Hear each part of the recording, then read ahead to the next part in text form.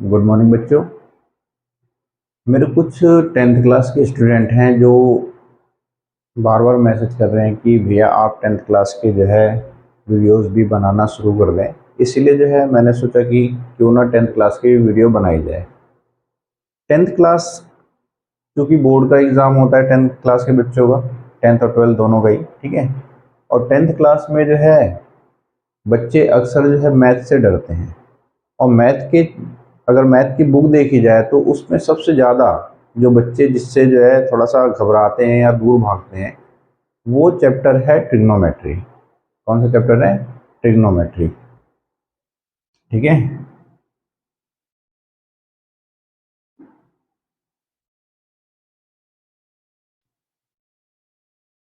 Trigonometry जिसको त्रिकोणमिति भी कहते हैं। क्या कहते हैं? त्रिकोणमिति। त्रिकोणमिति चैप्टर जो है बच्चे अक्सर इसको बहुत ज़्यादा टफ मानते हैं और वो हमेशा ये क्वेश्चन उठाते हैं कि भैया ये जो है समझ में नहीं आता है या इसमें जो है बहुत ज़्यादा दिक्कतें आती हैं क्वेश्चन को सोल्व करने में, ठीक है। तो मैं टेंथ क्लास के बच्चों को यही कहना चाहूँगा कि बच्चों देखो, कोई भी चैप्टर हो, ठीक है, जो आपको इजी भी लगता हो और कुछ चैप्टर हैं जो आपको टफ भी लगता है। उसका रीज़न सिर्फ इतना होता है कि कुछ चैप्टर्स के जो बेसिक्स चीज़ें हैं उसको हम बड़े इजीली समझ लेते हैं, लेकिन कुछ चैप्टर के जो रूल्स होते हैं या उनके जो बेसिक्स होते हैं उसको हम समझते नहीं हैं। क्यों? क्योंकि पहले ही हम अपने दिमाग में ये डाल लेते हैं कि ये बहुत टफ है, ठीक है। तो आपको डरने की ज़रूरत नहीं है। कुछ बेसिक्स रूल्स हैं इसके जो है ट्रिग्नोमेट्री के, जिसको अगर आप समझ लेंगे तो बहुत ईजी हो जाएगा, ठीक है। जैसे मैं अक्सर जो है जब भी टेंथ क्लास को पढ़ाना शुरू करता हूँ मैथ की किताब, ठीक है, तो मैं ट्रिग्नोमेट्री से ही स्टार्टिंग करता हूँ। क्यों? क्योंकि जो है ये बच्चों को बहुत ज़्यादा डराती हुई, ठीक है। और अगर इससे डर निकल जाए बच्चों का तो उन्हें पढ़ने में बड़ा मज़ा आता है, ठीक है। ट्रिग्नोमेट्री जितना डरावना दिखता है उतना है नहीं, बल्कि एक बार ये आपको समझ में आ जाए ना तो इससे अच्छा कोई चैप्टर ही नहीं है, ठीक है। तो चलो स्टार्ट करते हैं ट्रिग्नोमेट्री। और ट्रिग्नोमेट्री में जो बेसिक्स रूल्स हैं मैं आपको एक टेबल बना के दिखाता हूँ, ठीक है। देखो, टेबल इस तरह से है।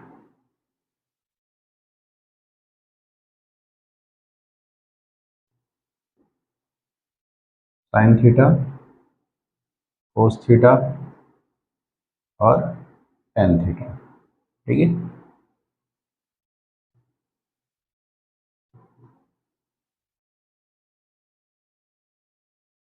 अब ये साइन थीटा जो होता है वो होता है परपेंडिकुलर अपॉन में हाइपोटेनस। इसको याद करने का सिंपल सा तरीका है। कोस थीटा क्या है अभी बताऊंगा मैं आपको। कोस थीटा क्या होता है? बेस अपॉन में हाइपोटेनस। और ये होता है परपेंडिकुलर अपॉन में बेस, ठीक है।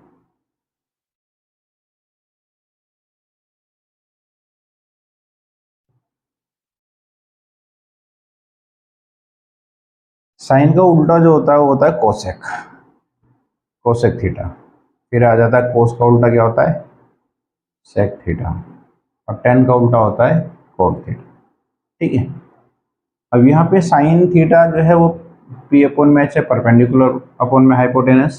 कोस थीटा जो है वो है बेस अपॉन में हाइपोटेनस। टेन थीटा होता है परपेंडिकुलर अपॉन में बेस, ठीक है। ऐसे कोसेक थीटा को अगर हम पढ़ेंगे तो कोसेक थीटा होगा हाइपोटेनस अपॉन में परपेंडिकुलर, ठीक है।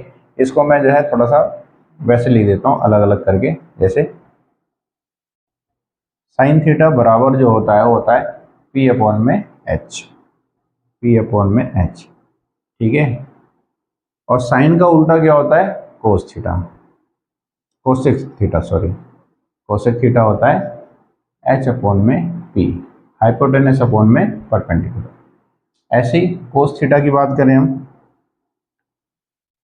जो कोस थीटा है वो होता है बी अपॉन में एच, ठीक है। इस रूल्स को सिर्फ ये मत रखना कि मैंने वीडियो देख लिया और रूल्स एक बार आपने थोड़ा सा देख लिया और ख़त्म हो गया। इसको जो है अपने कॉपी पे नोट कर लेना, नोटबुक में नोट कर लेना, ताकि जो है इसको जब भी आप क्वेश्चन करें तो जो है आपको बार बार जो है वीडियो देखने की ज़रूरत ना पड़े, ठीक है। और एक पेज पे लिख लो जब भी क्वेश्चन करो तो वहां से इनको जो है रूल्स को फॉलो करते रहो, ठीक है। सेक थीटा क्या होता है? हाइपोटेनस अपॉन में बेस। ऐसे टेन थीटा क्या होता है? टेन थीटा होता है हमारा परपेंडिकुलर अपॉन में बेस। टेन का उल्टा होता है कोट, कोट थीटा। और कोट थीटा होता है क्या आपके पास? बेस अपॉन में परपेंडिकुलर, ठीक है। ये बहुत सिंपल सी चीजें हैं। अब ये आ गया, लेकिन क्या ये रूल्स हर जगह इस्तेमाल होंगे? हर जगह यही रूल नहीं चलेंगे। कई बार क्या होता है, अब मैं आपको चलना, देखो यहाँ पे इसको याद करने का सिंपल सा तरीका है। आप कई तरह के जो है हम जुमले भी इस्तेमाल करते हैं, इनको एक नाम दे देते हैं, जैसे पंडित बद्री प्रसाद, हर हर भोले, ठीक है। इससे हमें याद हो जाता है। ये तो सिंपल है, साइन कोस फिर कोसेक सेक कोट, ठीक है। बट इसको याद करने में दिक्कतें आती है। पंडित बद्री प्रसाद हर हर भोले, एक तो ये तरीका है, आप इजीली कर सकते हो। और बच्चे जो है एक तरीका और बताते हैं कि भैया इसको आप इस तरीके से बोल सकते हो, पापा बीड़ी पियोगे? हाँ हाँ बेटा, ठीक है। ये एक तरीका होता है याद करने का, ठीक है। आपको जो दोनों में से जो भी तरीका अच्छा लगे वो याद कर लो। पंडित बद्री प्रसाद हर हर भोले, ठीक है। और ये टेबल आपको याद होना चाहिए। देखो ये तो है, हमें पता चल गया कि साइन थीटा पी अपॉन में एच होता है, कोसेक थीटा एच अपॉन में पी होता है। एच का मतलब हाइपोटेनस है। अभी हाइपोटेनस क्या होता है, बेस क्या होता है, और जो है परपेंडिकुलर क्या है, वो आप पाइथागोरस थ्योरम के थ्रू आप जो है अच्छे से समझेंगे, ठीक है। इस तरीके से ही देखो, ये सिर्फ 8.1 अर्थात ट्रिग्नोमेट्री का जो पहला एक्सरसाइज है उसमें जो है ये तरीका इस्तेमाल आएगा, ये रूल्स इस्तेमाल होंगे, ठीक है।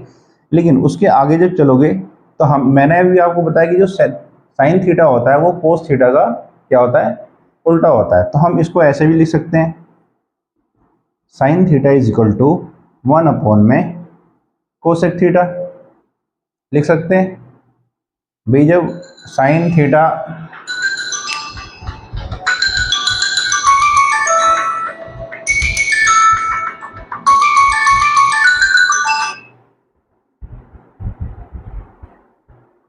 देखो साइन थीटा 1 अपॉन में कोसेक थीटा होता है, तो जाहिर सी बात है कि कोसेक थीटा 1 अपॉन में साइन थीटा होगा, होगा नहीं होगा?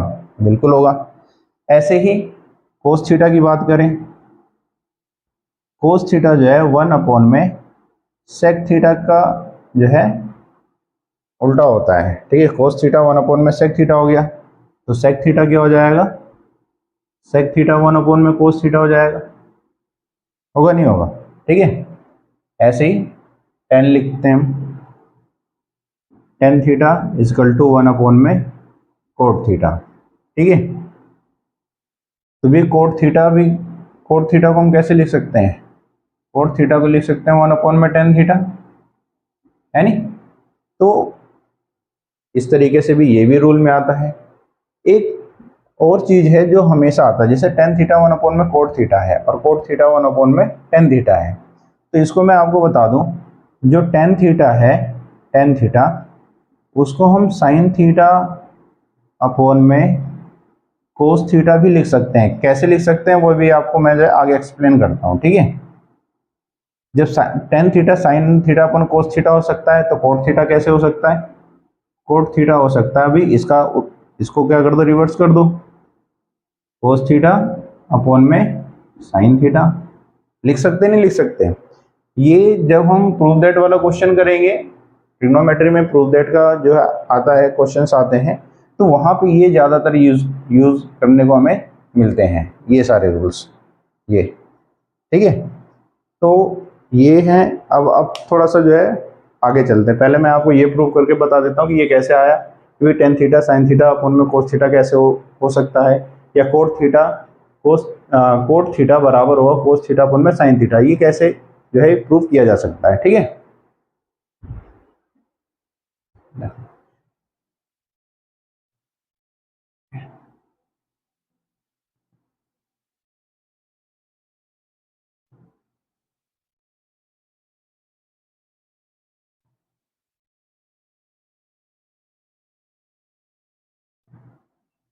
देखो आपको प्रूफ करके बता देता हूँ, टेन थीटा जो है tan theta is equal to sine theta upon में कोस थीटा कैसे है, ठीक है। चल रहा है देखो, इसको देखते हैं। साइन थीटा क्या है, साइन थीटा पी अपॉन में एच है, परपेंडिकुलर अपॉन में हाइपोटेनस, और इस पूरे के अपॉन में क्या है, कोस थीटा। कोस थीटा क्या होता है, हाइपोटेनस अपॉन में परपेंडिकुलर, हाइपोटेनस, सॉरी ये कोसेक है, कोस थीटा की बात कर रहे हैं, तो यह है बी अपॉन में एच, क्या ये बी अपॉन में एच। इस तरह के क्वेश्चनों को कैसे सॉल्व किया जाता है, देखो जब दोनों ही डिजिट, दोनों ही संख्याएं जो है बटे में है, पी अपॉन में एच, फिर बटे में आ गया बी अपॉन में एच, ठीक है। तो आपको एक रूल्स तो पता ही होगा कि बीच वालों की मल्टीप्लाई बीच में हो जाती है, और ये नीचे वाला कहाँ चला जाता है, ये चला जाता है ऊपर, ठीक है। तो इसको कैसे लिखेंगे, देखो ये एच चला गया कहाँ, पी से मल्टीप्लाई हो गया, पी इंटू में एच हो गया यहाँ पे, और ये जो एच है वो बी के साथ आ गया, ठीक है, ऐसे। देखो हाइपोटेनस से हाइपोटेनस कट गया, बचा क्या हमारे पास, पी अपॉन में बी, और टेन क्या है हमारे पास, टेन थीटा क्या है, पी अपॉन में बी है, ठीक है। तो इस तरीके से आप ये प्रूव कर सकते हो कि टेन थीटा जो है साइन थीटा अपॉन में कोस थीटा के इक्वल होता है। क्लियर है बात, चलो समझ में आ गया होगा ये। अभी रफ कर देते हैं। जब हम जो है आगे चलेंगे, ठीक है, तो भी प्रूव दैट वाले जब क्वेश्चन में कराऊंगा तो आपको जो है प्रूव दैट के हिसाब से जो है कुछ जो है रूल्स और हैं वो मैं आपको बाद में लिखवाऊंगा। फिलहाल जो है मैंने आपको ये बता दिया, ठीक है। पाइथागोरस थ्योरम क्या है वो आपको बता देता हूँ, ठीक है। ये जैसे कि पी अपॉन में एच, पी अपॉन में एच और पी अपॉन में बी लिख रखा है, ये है क्या, देखो पाइथागोरस क्या कहता है, पाइथागोरस थ्योरम, पाइथागोरस थ्योरम क्या कहता है कि जो हाइपोटेनस का स्क्वायर है, ठीक है, आपने ट्रायंगल तो पढ़ा होगा, ठीक है, राइट ट्रायंगल, राइट ट्रायंगल में ये होता है हमारे पास क्या, 90 डिग्री। हमेशा जो है राइट ट्रायंगल में ही जो है संपूर्ण त्रिभुज के अंदर ही जो है पाइथागोरस थ्योरम लगती है, आपको पता होगा, ठीक है। ये हमारा 90 डिग्री है, ठीक है। 90 डिग्री के सामने वाली जो साइड होती है, ये वाली साइड, ये 90 डिग्री है, इसके जस्ट यहाँ पे ये जो साइड है, ठीक है, इसको नाम दे देते हैं ए, बी और सी, ठीक है। 90 डिग्री के सामने वाली जो साइड है ये हमारा होता है हाइपोटेनस। क्या होता है, हाइपोटेनस। हिंदी में इसको बोलते हैं कर्ण, क्या बोलते हैं हम, कर्ण, ठीक है। और उसके बाद बाकी ये जो है, देखो मैं ये नहीं कहूँगा कि ये परपेंडिकुलर है, ये बेस है, क्योंकि यहाँ पे हाइपोटेनस कभी भी चेंज नहीं होता। बट आप अगर इसे बेस मानते हैं और ये परपेंडिकुलर है तो ये हमेशा चेंज होते रहते हैं अकॉर्डिंग टू थीटा, थीटा के अकॉर्डिंग हमेशा ये चेंज होते रहते हैं, ठीक है। तो हाइपोटेनस जो है हमेशा, अभी हम जो है थीटा इसे मान लेते हैं, इसे क्या मान लेते हैं, थीटा मान लेते हैं, ठीक है।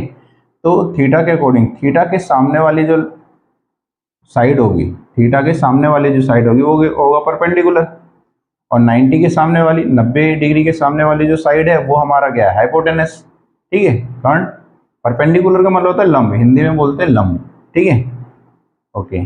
और जो बचा, जो एंगल के साथ में, थीटा के साथ में जो साइड है, उसके साथ में जो साइड है वो हमारा कहलाता है बेस, वो क्या कहलाएगा, बेस, ठीक है। तो हाइपोटेनस का स्क्वायर जो होता है वो किसके बराबर होता है, परपेंडिकुलर के स्क्वायर प्लस बेस के स्क्वायर के सम के बराबर होता है, ये होता है हमारा पाइथागोरस थ्योरम, ठीक है। क्लियर है बात। अभी मैंने जो है आपको जो बताया है उस पर हमेशा फोकस करना कि इस थीटा के अकॉर्डिंग, एंगल के अकॉर्डिंग, अगर एंगल सी है, एंगल सी है तो परपेंडिकुलर कौन होगा, ए, ए बी, ए बी जो ये साइड है वो परपेंडिकुलर होगा, ठीक है, बी सी हो जाएगा बेस, ठीक। लेकिन अगर ये तो बदलता नहीं है, 90 डिग्री है तो 90 डिग्री रहेगा, और इसके सामने वाली साइड क्या होगा, हाइपोटेनस होगा, ठीक है। चलो इसको थोड़ा सा जो है एक दो क्वेश्चन करेंगे इससे रिलेटेड तो अपने आप ही समझ में आ जाएगा, ठीक है। देखो मान लो कि जो है हमारे पास क्या है, एक ट्रायंगल है,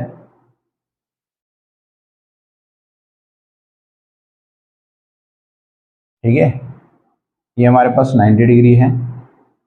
ठीक है, 90 डिग्री के सामने वाली जो साइड होगी वो क्या होगा, हाइपोटेनस। हाइपोटेनस कभी भी बदलता नहीं है, चाहे वो ऐसे हो, चाहे वो इस तरीके से आप बना दो, कैसे भी बना दो, 90 डिग्री जहाँ होगा उसके सामने वाली साइड क्या होगी, हाइपोटेनस होगी। क्लियर है, आई बात समझ में? तो आप जो है इस चीज़ को ध्यान रखना, ये दोनों हमेशा बदलते रहते हैं। कैसे बदलते हैं वो आपको बताता हूँ। देखो,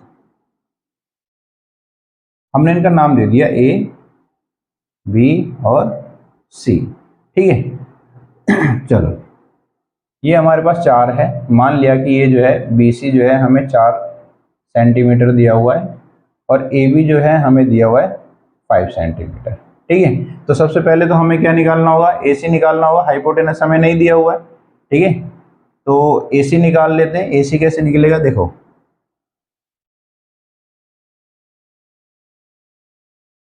by Pythagoras, Pythagoras theorem. Pythagoras theorem का इस्तेमाल करके हम निकाल देंगे। हमें मालूम है कि जो ये जो स्लैंट हाइट है, यूं कह सकते हैं जो तिरछी रेखा है, ठीक है, ये तिरछी रेखा जो है वो हाइपोटेनस है। और हाइपोटेनस को हम क्या है हमारे पास, ए सी। ठीक है, ए सी का स्क्वायर, जैसे कि मैंने अभी बताया था पाइथागोरस थ्योरम क्या होता है, हाइपोटेनस का स्क्वायर बराबर होता है इन दोनों के सम के स्क्वायर के सम के बराबर होता है। ठीक है, तो ये हो गया ए बी का स्क्वायर प्लस बी सी का स्क्वायर, ये होता है ना भाई। अगर मैं जो है हाइपोटेनस का स्क्वायर पाइथागोरस लिखा तो परपेंडिकुलर का स्क्वायर प्लस में बेस का स्क्वायर। ठीक है, मैंने यहाँ पे एच पी और बी इसलिए नहीं लिखा है क्योंकि ये हमेशा चेंज होता रहता है अकॉर्डिंग टू थीटा। ठीक है, थीटा के अकॉर्डिंग हमेशा ये बदलता रहता है, इसलिए मैंने जो है यहाँ पे इनके साइडों के नाम लिख दिए हैं। हाइपोटेनस कभी नहीं बदलता, इसलिए मैंने ए सी स्क्वायर लिया हुआ है। ठीक है, बाकी इन दोनों का स्क्वायर कर दिया। ठीक है, चलो, ए बी कितना हमारे पास, ए बी है 5 सेंटीमीटर, ए बी का स्क्वायर प्लस बी सी कितना हमारे पास 4 सेंटीमीटर, तो 4 का स्क्वायर कर दो। ठीक है, ये ए सी स्क्वायर ऐसे ही चलता रहेगा। 5 का स्क्वायर कितना होता है, 5 का स्क्वायर 25 प्लस 4 का स्क्वायर 16। 16 हो गया। अब चलो इनको प्लस करो, 6 5 11, 2 और 1 3 और 1 4, 41 आ गया। ठीक है, हमारे पास ये आ गया। ठीक, यहाँ ए सी स्क्वायर है, जैसे हम स्क्वायर हटाएंगे तो ये चीज़ कहाँ चली जाएगी, हमारी रूट के अंदर चली जाएगी। क्लियर है, ये चली गई रूट के अंदर। अब ए सी हमारे पास क्या आ गया, रूट में 41। ठीक है, रूट में 41 आ गया। ठीक है, इसको निकाल सकते हैं लेकिन नहीं निकल रहा क्योंकि 41 किसी के टेबल में तो आता नहीं है, तो इसको ऐसे ही रहने दो, कोई दिक्कत नहीं है। अब वो क्वेश्चन जो पूछेगा, क्वेश्चन ये पूछेगा कि बताइए साइन ए कितना, साइन सी पहले लेते हैं। साइन सी, साइन सी बताइए क्या होगा। अब हमें मालूम है कि जो साइन होता है वो क्या होता है, परपेंडिकुलर अपॉन में हाइपोटेनस होता है, परपेंडिकुलर अपॉन में हाइपोटेनस होता है। लेकिन साइन सी, अब भाई हम ये कैसे लिखेंगे भाई, चलो एच तो हमें मालूम है कि रूट 41 है। ठीक है, लेकिन परपेंडिकुलर किसे मानेंगे, ये है परपेंडिकुलर, ये है परपेंडिकुलर। तो इससे पहले मैंने आपको बताया कि हम किसकी बात कर रहे हैं, एंगल की बात कर रहे हैं। एंगल ये है सी, साइन सी है ना हमारे पास, साइन सी के अकॉर्डिंग एंगल सी है हमारे पास, ये थीटा हो गया, हम एंगल सी की बात कर रहे हैं। अब ये ध्यान रखना कि जिस एंगल की बात हम करेंगे, अगर हम एंगल सी की बात कर रहे हैं तो एंगल सी के अकॉर्डिंग सी के सामने वाली जो साइड है ये ए बी क्या है, इसका परपेंडिकुलर होगा। ठीक है, हाइपोटेनस सेम रहता है, वो बदलता नहीं है। ठीक है, लेकिन परपेंडिकुलर और बेस हमेशा बदलते रहते हैं। क्यों बदलते रहते हैं, हमने साइन सी की बात करी है और हमें मालूम है कि जब हम एंगल सी की बात कर रहे हैं, ठीक है, तो एंगल सी के सामने वाली साइड क्या होगी, वो परपेंडिकुलर होगी, है नहीं। अगर मैं एंगल ए की बात करता, अगर मैं एंगल ए की बात करता तो ए के अकॉर्डिंग परपेंडिकुलर ये बन जाता, क्योंकि इसके अकॉर्डिंग तो ये हो गया ना, एंगल ए के अकॉर्डिंग, एंगल ए के सामने कौन सी साइड है, ये वाली साइड है। तो ये परपेंडिकुलर हो जाता। तो यही चीज़ समझने वाली चीज़ है। अक्सर बच्चे यहाँ पे जो है बहुत गलतियाँ करते हैं, और कुछ बच्चे जो है कहते हैं अरे मुझे तो जो है इसे याद कर लेते हैं, फिर कहते हैं अरे बस हो गया, मुझे आ गया सब कुछ, है नहीं। तो ऐसा नहीं है, आपको थोड़ा सा फोकस करना पड़ेगा कि यहाँ पे ये देखो कि क्वेश्चन में क्या पूछा जा रहा है। साइन सी की बात कर रहा है, तो साइन हमें मालूम है परपेंडिकुलर ओपन में हाइपोटेनस होता है, लेकिन परपेंडिकुलर क्या है ये इंपॉर्टेंट है, ठीक है। तो इसके अकॉर्डिंग ये हो गया, तो हमारा आंसर क्या होगा 5/h हमारे पास क्या है √41। क्लियर बात, खत्म हो गई, ठीक। अगर सी की बात कर रहा है, तो अगर यहीं पे वो कहता कि भाई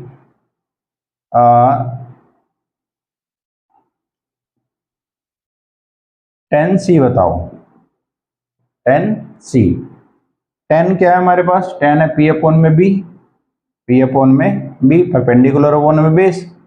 अभी परपेंडिकुलर भी सी के अकॉर्डिंग चल लेते हैं हम, तो यहाँ पे देखो सी की बात कर रहा है ये, तो परपेंडिकुलर हो गया ये 5, और बेस कितना हो गया ये हो गया, क्योंकि इसमें हाइपोटेनस की तो बात ही नहीं करी है, तो आंसर खत्म हो गया।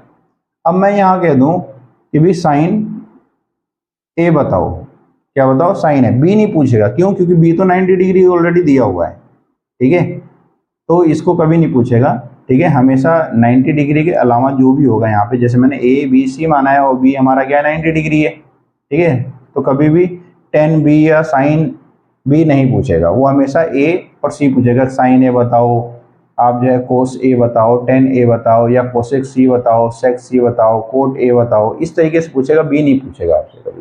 क्लियर बात, चलो साइन ए की बात करते हैं। साइन ए के अकॉर्डिंग देखो, साइन हमारे पास क्या होता है, साइन तो होता है हमारा P/H, हम सभी को मालूम है कि साइन जो होता है वो P/H होता है, परपेंडिकुलर ओपन में हाइपोटेनस। अब ए के अकॉर्डिंग हमारे पास परपेंडिकुलर क्या हो जाएगा 4, ए के अकॉर्डिंग परपेंडिकुलर क्या होगा ये, जैसे कि मैंने आपको पहले ही बताया कि हमेशा यहीं पे गलतियां होती हैं, और ये अगर आपने जो है क्लियर कर लिया तो आंसर आपको मतलब कि 8.1 बहुत इजीली हो जाएगा आपसे, ठीक है। तो एंगल ए के अकॉर्डिंग अब परपेंडिकुलर हमारा ये हो गया, तो ये हो जाएगा 4 में हाइपोटेनस तो चेंज नहीं होता, ये आ गया 41 रूट में 41।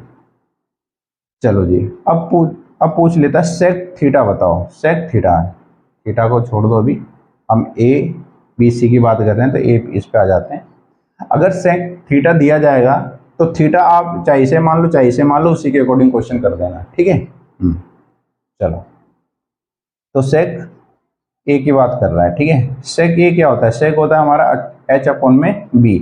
जब हम ये वाली डिजिट आएगी तो हमेशा ध्यान रखना ये पलट जाएगा, ठीक है। तो ये हो गया H/B।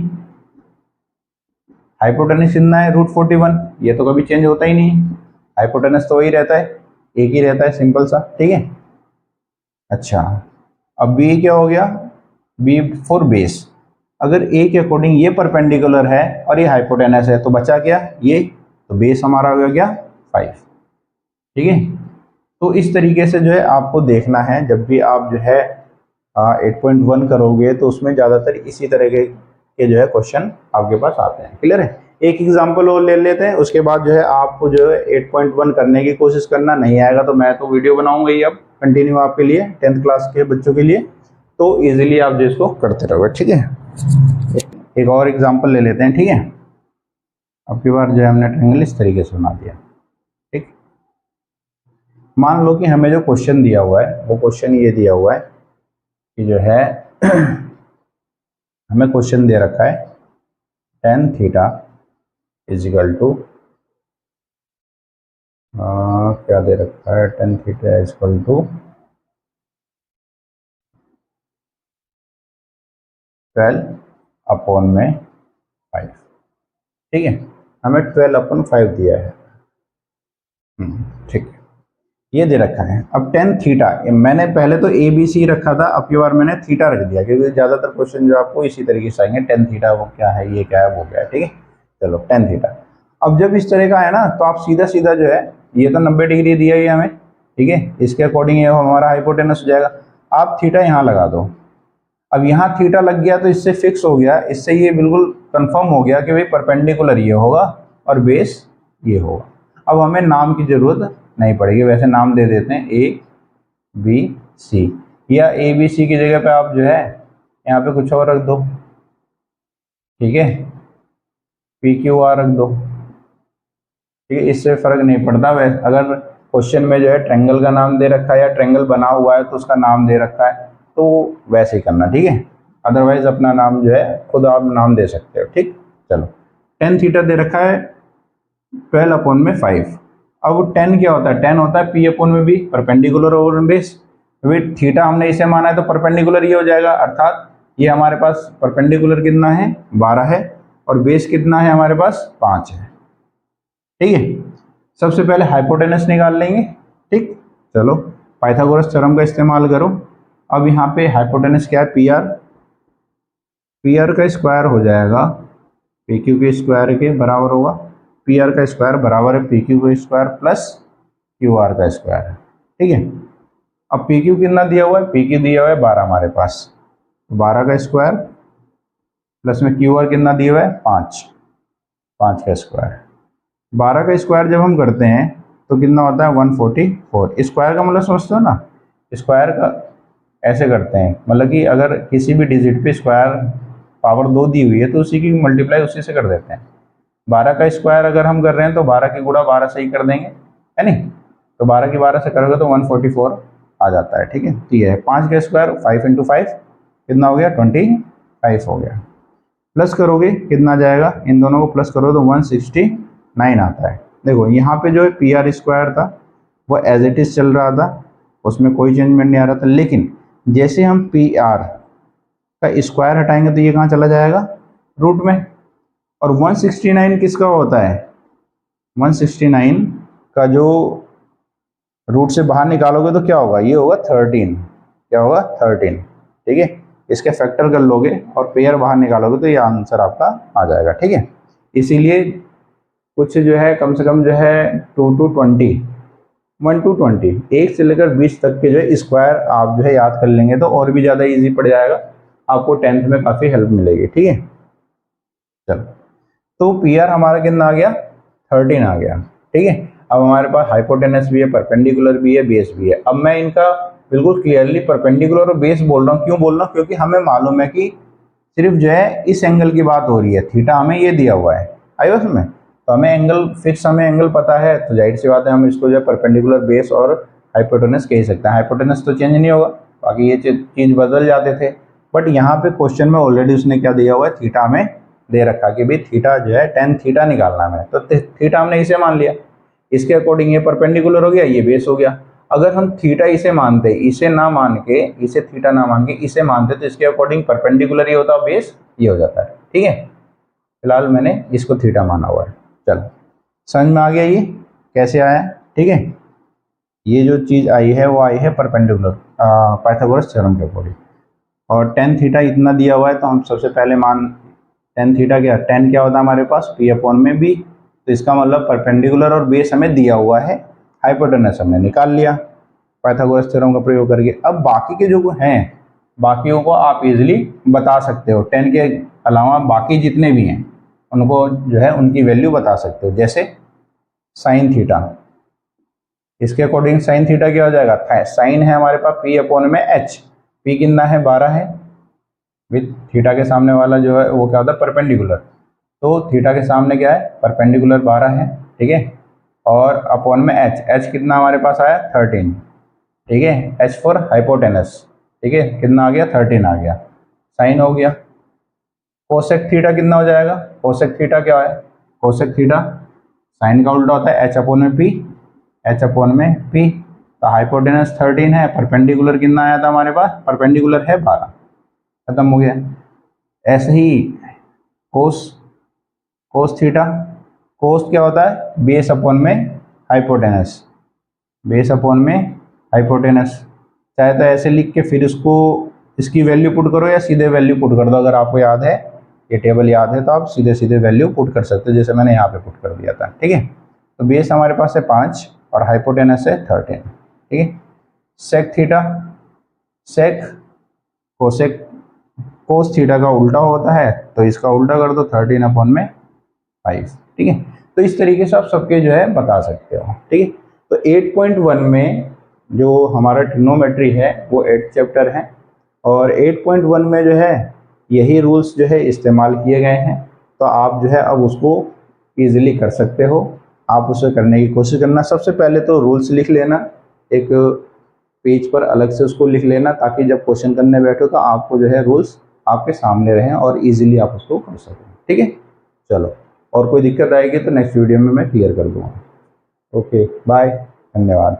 अच्छा, एक बात और कि जो है आप जो है वीडियोस को ज़्यादा से ज़्यादा जो है अपने दोस्तों में शेयर करें, ताकि वो भी इन वीडियोस का जो है लाभ उठा सकें, और सब्सक्राइब तो ज़रूर करें, लाइक का बटन दबाएं, और कहीं पे कोई दिक्कत आ रही है मेरी वीडियोस में कि आपको समझने में दिक्कत हो रही है या कोई भी प्रॉब्लम आ रही है, तो आप मुझे कमेंट्स ज़रूर करें कि हाँ जी मुझे समझ में आया है या नहीं आया है। अगर नहीं आया तो कहाँ नहीं आया है, कहाँ समझ में नहीं आया, वो भी आप मुझे बता सकते हैं कमेंट्स के थ्रू, ताकि मैं जो है उसको क्लियर कर सकूँ आपके लिए। ठीक है, ओके, बाय।